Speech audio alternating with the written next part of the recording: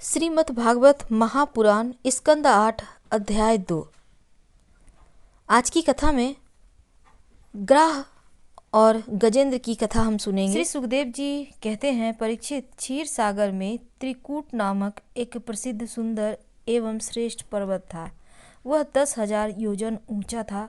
उसकी लंबाई चौड़ाई भी चारों ओर इतनी ही थी। इसके चांदी, लोहे और सोने के 3 शिखरों की छटा से समुद्र, दिशाएं और आकाश जगमगाते रहते थे।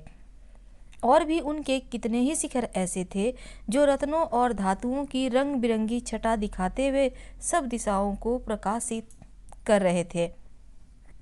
उनमें विविध जाति के वृक्ष, लताएं और झाड़ियां थीं। झरनों की झरझर से वह गुंजायमान होता था। सब ओर से समुद्र की लहरें आ रही थी और आकर उस पर्वत के निचले भाग से टकराती। उस समय ऐसा जान पड़ता मानो वे पर्वत राज के पांव पखार रही हों। उस पर्वत के हरे पन्ने के पत्थरों से वहां की भूमि ऐसी सांवली हो गई थी जैसे उस पर हरी भरी दूब लग रही हो। उसकी कंदराओं में सिद्ध, चारण, गंधर्व, विद्याधर, नाग, किन्नर और अप्सराएं आदि विहार करने के लिए प्रायः बने ही रहते थे। जब उसके संगीत की ध्वनि चट्टानों से टकराकर गुफाओं में प्रतिध्वनि होने लगती थी, तब बड़े बड़े गर्वीले सिंह उसे दूसरे सिंह की ध्वनि समझकर सह न पाते और अपनी गर्जना से उसे दबा देने के लिए और जोर से गरजने लगते थे। उस पर्वत की तलहटी तरह तरह के जंगली जानवरों के झुंडों से सुशोभित थी। अनेकों प्रकार के वृक्षों से भरे हुए देवताओं के उद्यान में सुंदर सुंदर पक्षी मधुर कंठ से चहकते रहते थे। उस पर बहुत सी नदियां और सरोवर भी थी। उनका जल बड़ा ही निर्मल था। उनके पुलीन पर मणियों की बालू चमकती रहती। उनमें देवंगनाएं स्नान करती, जिससे उनका जल अत्यंत सुगंधित हो जाता था। उसकी सुरभि लेकर भीनी भीनी वायु चलती रहती थी। पर्वतराज त्रिकुट की तराई भगवत प्रेमी भगवान नारायण वरुण का एक उद्यान था। उसका नाम ऋतुमान। उनमें देवंगनाएं क्रीड़ा करती रहती थी। उसमें सब ओर ऐसे दिव्य वृक्ष शोभायमान थे जो फूलों से सर्वदा लदे रहते। उस उद्यान में मंदार, पारिजात, गुलाब, अशोक, चंपा, तरह तरह के आम, पवाल, कटहल, आमर, सुपारी, नारियल, खजूर, बिजौरा, महुआ, ताड़, तमाल, असन, अर्जुन, रीठा, गुलर, पाकर, बरगद, पलास, चंदन, नीम, कचनार, साल, देवदारू, दाख, ईख, केला, जामुन, बेर, रुद्राक्ष, हर्रे, आंवले, बेल, कैथ, नींबू और भिलावे आदि के वृक्ष लहराते रहते थे। उस उद्यान में एक बड़ा भारी सरोवर था। उसमें सुनहले कमल खिल रहे थे और भी विविध जाति के कुमुद, उत्पल, कहार, शतदल आदि कमलों की अनूठी छटा छिटक रही थी। मत वाले भरे रहे थे। मनोहर पक्षी कलरव कर रहे थे। हंस, कारंड, चक्रवाक और सारस दल के दल भरे हुए थे। पनडुब्बी, बतख, पपीहे कूज रहे थे। मछली और कछुओं के चलने से कमल के फूल हिल जाते थे, जिससे उसका पराग झड़कर जल को सुंदर और सुगंधित बना देता था। कदम्ब, बेत, नरकुल, कदम्ब लता, बेल आदि वृक्षों से वह घिरा था।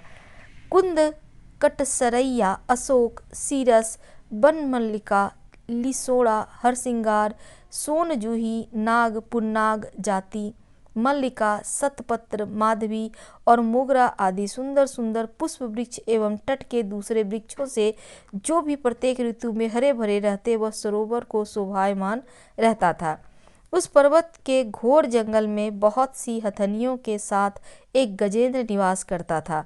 वह बड़े बड़े शक्तिशाली हाथियों का सरदार था। एक दिन वह उसी पर्वत पर अपनी हथनियों के साथ कटे वाले कीचक, बांस, बेत, बड़ी बड़ी झाड़ियों और पेड़ों को रौंदता घूम रहा था। उसकी गंध मात्र से सिंह, हाथी, बाघ, गैंडे आदि हिंसक जंतु, नाग और काले गोरे सरब, चमड़ी गाय आदि डर कर भाग जाया करते थे। और उसकी कृपा से भेड़िए, सूअर, भैंसे, रीत, शल्य, लंगूर, कुत्ते, बंदर, हरिन, खरगोश आदि क्षुद्र जीव सब कहीं निर्भय विचरते रहते थे। उसके पीछे पीछे हाथियों के छोटे छोटे बच्चे दौड़ रहे थे। बड़े बड़े हाथी हथनियाँ भी उसे घेर कर ही चल रही थीं। उनकी धमक से पहाड़ एक बारगी कांप उठता था। उसके गंड स्थल से टपकते हुए मद का पान करने के लिए साथ साथ भरे उड़ते जा रहे थे और मद के कारण उनके नेत्र विहल हो रहे थे। बड़े जोर की धूप थी, इसीलिए वह व्याकुल हो गया तथा उसे सबके साथियों के प्यास की भी सताने लगी। और उस समय दूर से ही कमल के पराग से सुवासित वायु की गंध सूंघकर वह उसी सरोवर की तरफ चल पड़ा, जिसकी शीतलता और सुगंध लेकर वायु आ रही थी। थोड़ी ही देर में वेग से चलकर वह सरोवर के तट पर जा पहुंचा। उस सरोवर का जल अत्यंत निर्मल एवं अमृत के समान मधुर था। सुनहले और अरुण कमलों की केसर से वह महक रहा था। गजेंद्र ने पहले तो उसमें घुसकर अपनी सूंड से उठाकर जी भरकर जल पिया, फिर उस जल में स्नान करके अपनी थकान मिटाई। गजेंद्र गृहस्थ पुरुषों की भांति मोहग्रस्त होकर अपनी सूंड से जल की फुहारें छोड़ छोड़कर साथ की हथनियों और बच्चों को लहलाने लगा तथा उनके मुंह में सूंड डालकर जल पिलाने लगा। भगवान की माया से मोहित हुआ गजेंद्र उन्मत्त हो रहा था। उस बेचारे को इस बात का पता ही नहीं था कि मेरे सिर पर बहुत बड़ी विपत्ति मंडरा रही है। परीक्षित, गजेंद्र जिस समय इतना उन्मत्त हो रहा था, उसी समय प्रारब्ध की प्रेरणा से एक बलवान ग्राह ने क्रोध में भरकर उसका पैर पकड़ लिया। इस प्रकार अकस्मात विपत्ति में पड़कर उस बलवान गजेंद्र ने अपनी शक्ति के अनुसार अपने को छुड़ाने के लिए बड़ी चेष्टा की, परंतु छुड़ा न सका। दूसरे हाथी हथनियों और उनके बच्चों ने देखा कि उनके स्वामी को बलवान ग्राह बड़े बेग से खींच रहा है और वे बहुत घबरा रहे हैं। उन्हें बड़ा दुख हुआ। वे बड़ी विकलता से चिंघाड़ने लगे। भूतों ने उसे सहायता पहुंचाकर जल से बाहर निकाल लेना चाहा, परंतु इसमें भी वे असमर्थ रहे। गजेंद्र और ग्राह अपनी अपनी पूरी शक्ति लगाकर भिड़े हुए थे। कभी गजेंद्र ग्राह को बाहर खींच लेता तो कभी ग्राह गजेंद्र को भीतर खींच ले जाता। परीक्षित, इस प्रकार उनको लड़ते लड़ते 1000 वर्ष बीत गए और दोनों ही जीते रहे। यह घटना देखकर देवता भी आश्चर्यचकित हो गए। अंत में बहुत दिनों तक बार बार जल में खींचे जाने से गजेंद्र का शरीर शिथिल पड़ गया। ना तो उसमें बल रहा, न मन में उत्साह, शक्ति भी छीन हो गई। उधर ग्राह तो जलचर ही ठहरा, इसीलिए उसकी शक्ति छीन होने के स्थान पर बढ़ गई। वह बड़े उत्साह से और भी बल लगाकर गजेंद्र को खींचने लगा। इस प्रकार देहाभिमानी गजेंद्र अकस्मात प्राण संकट में पड़ गया और अपने को छुड़ाने में सर्वथा असमर्थ हो गया। बहुत देर तक उसने अपने छुटकारे के उपाय पर विचार किया। अंत में वह इस निश्चय पर पहुंचा कि यह ग्राह विधाता की फांसी ही है। इसमें फंसकर मैं आतुर हो रहा हूँ। जब मुझे मेरे बराबर के हाथी भी इस विपत्ति से न उबार सके, तब ये बेचारी हथनियाँ तो छुड़ा ही कैसे सकती है।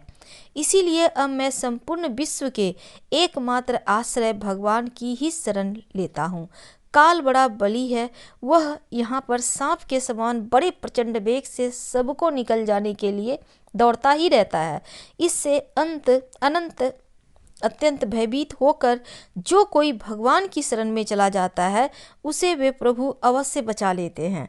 उनके भय से भीत होकर मृत्यु भी अपना काम ठीक ठाक पूरा करता है। यही प्रभु सबके आश्रय है।